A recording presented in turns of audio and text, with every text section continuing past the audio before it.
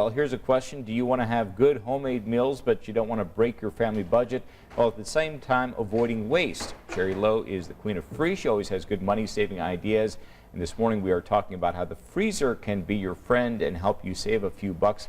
The freezer, how's it going to save me money? Lots of different ways, and in fact there are all kinds of things that you can freeze that you probably didn't even think about. Today on Queen of Free I have 7 specific ideas, but there are even more than that, and I want to hear those in your comments today.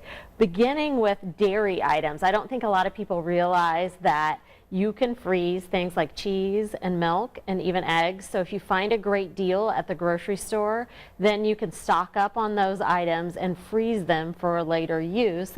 Also, it keeps you from running out to the store for that one item, you know, that gallon of milk or whatever. That ends up being 10 items. Yeah. So, you know, eggs, it's interesting. You can actually crack those, either freeze them hard-boiled or you can freeze them already beaten or even individually in an ice cube tray so that when you're ready to use them, that you can just pop them out and use them like that. All right, and then your idea about waffles and pancakes. Of course, everyone knows about frozen waffles and frozen pancakes, but you're saying make them yourself. Yes, so, you know, I think every kid loves, you know, those frozen waffles that you can throw in the toaster or microwave quickly.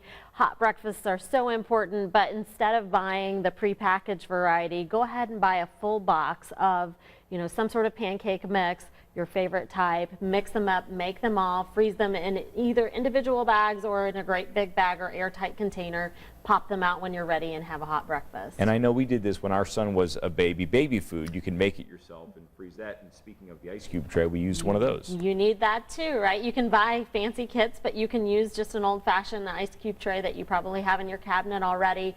We would slow cook food all day long in the crock pot, puree it, and then put it into the ice cube tray. When you're ready to feed, pop one out, either let it thaw naturally or put it in the microwave or on the stove top to warm it to the right temperature. And I know this is one I don't think a lot of people think about. You have a good idea when it comes to peanut butter and jelly sandwiches. Yeah, so we did that a lot with my oldest daughter's lunchbox, in that we would make the sandwiches on Sunday and put them together. Use a tool like this one right here that helps you to seal the edges, so it just kind of cuts the crusts off and seal the edges. Again, put them in bags.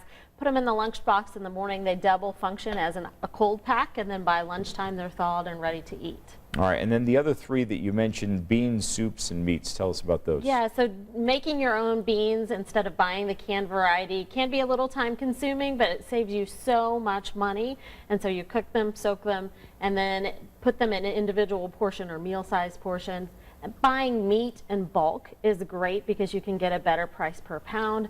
Cut it up as soon as you get home into what you'll need for each meal and freeze what you're not going to use immediately.